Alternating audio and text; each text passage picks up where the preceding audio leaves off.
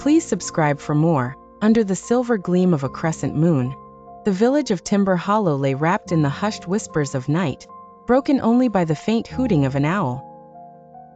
The village, an echo of time forgotten, was a tapestry of intertwining cobblestone streets and moss-covered cottages.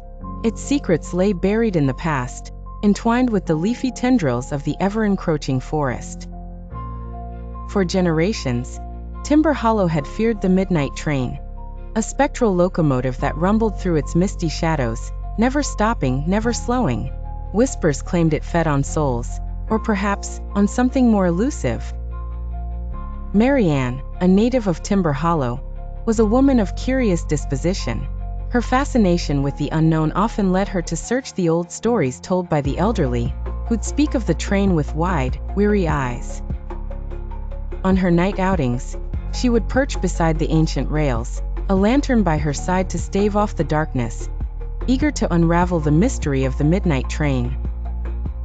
On one such frosty eve, deep in November, Marianne sat in her usual spot, listening to the crisp rustle of leaves in the biting wind. An eerie silence enveloped the woods, broken only by sporadic croaks of distant toads. Then, a low hum reverberated through the air, a resonant warning, a prelude. The calm was shattered by the crunch of metal on metal as the train emerged from the shrouded night, cloaked in fog, its time-worn carriages rocking with the tremor of era-laden memories. Marianne gasped in awe as its ethereal form brushed past her, a blur of silver twilight. What made this night different, however, was not the train's appearance but the faint square of light that bathed the interior of one of its carriages, a feature she'd never witnessed. With a heart beating a rhythm of expectant terror, Marianne's lantern flickered.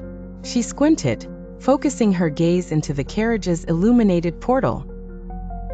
Behind the glass, it was a scene unlike any from the village, preserved in sepia. Strangers in elegant attire seamlessly glided about, as if caught in a timeless party, faces that danced with joy, yet seemed pinned in perpetual melancholy.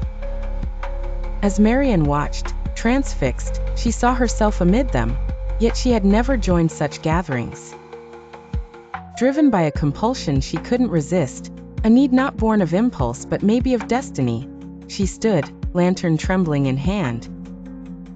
Her feet obeyed a force beyond reason, propelling her toward the train. As she stepped in, her senses were assaulted by the pungent scent of old paper and the melodic strains of forgotten music.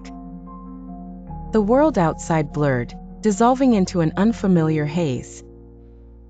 Marianne knew she'd found herself within the web of the midnight train.